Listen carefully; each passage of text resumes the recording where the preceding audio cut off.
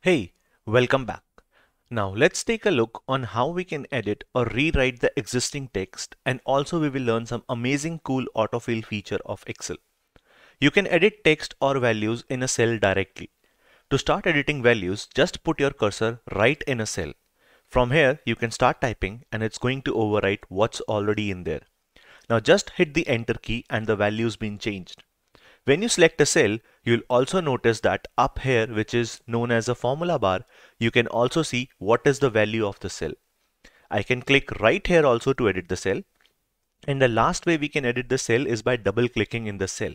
For example, if we want to change this VBA to Excel VBA, I will double click in here and then I will type Excel VBA. So this is also one of the way to edit the cells.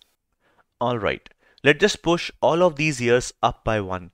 Even though there's already data in here, we can still come in and start typing and hit the tab key to continue type it. It will automatically override the existing value of the cell.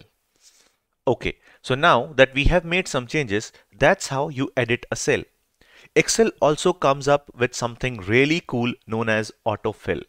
This is a quick shortcut way to do the data entry. Autofill allows you to quickly populate the same value in multiple cells, either in a row or a column. And it can even do series such as counting every other number, counting by fives, dates, etc. Let's just take a look. I'll start by putting in some text. I'll pick a random word, and if I hold my cursor at the very bottom right hand side of the cell, the icon changes to a plus sign. With that crosshair, I can click and drag, and it's going to fill that word for as far as I drag. This works vertically and also it works horizontally.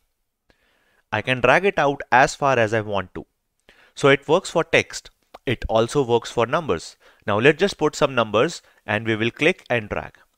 So these numbers are copied. Now it can also do the series. So let's just put 1 and in the next cell I will put 2.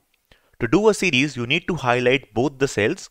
On the bottom of the cell, click the crosshair and repeat the process. It's going to start counting down. You can do it with every other number, counting by fives. So let's just write 5 and 10. Now as long as you have selected both the cells, it's worth playing around to see if Excel can figure out what you are trying to do in that series. It can even do dates. Now I'm going to delete the values in this cell by clicking and dragging and hitting the delete key on my keyboard. I am going to type Jan. Now if I spread these out, it's going to fill in those months. In fact, I could keep going and it's going to continue the series. This is a really cool feature. So you can edit text and you can also have Excel use autofill to do your work for you. That's it from this lecture. I hope you are so far familiar with the Excel and its interface, though we have learned just the basics of it. But believe me, this is the most important part of the journey.